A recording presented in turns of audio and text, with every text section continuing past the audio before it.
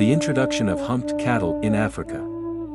It is thought that the zebu breed of cattle was introduced to Africa in two waves, the first around 1500 BC and the second during the Arab invasion of Africa in the 7th century AD. The earliest evidence for the presence of humped cattle on the continent is found in Egyptian tomb paintings from the 12th dynasty, which dates back to the 2nd millennium BC. This suggests that the Egyptian civilization may have played a role in introducing zebu to the continent. Most modern breeds of cattle have an appreciable zebu ancestry, indicating a major secondary introduction of the breed.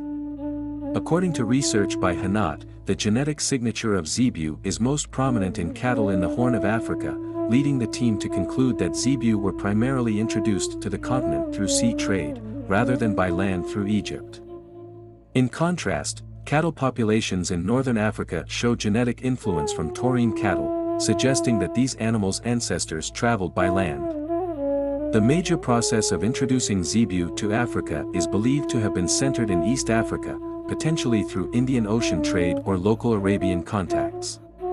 African domestic cereals such as sorghum and finger millet also appeared in India as early as the late 2nd millennium BC, supporting the theory of long-distance trade between the two regions. According to traditional beliefs, the zebu breed of cattle, known scientifically as Bos indicus, was introduced to Africa in two waves.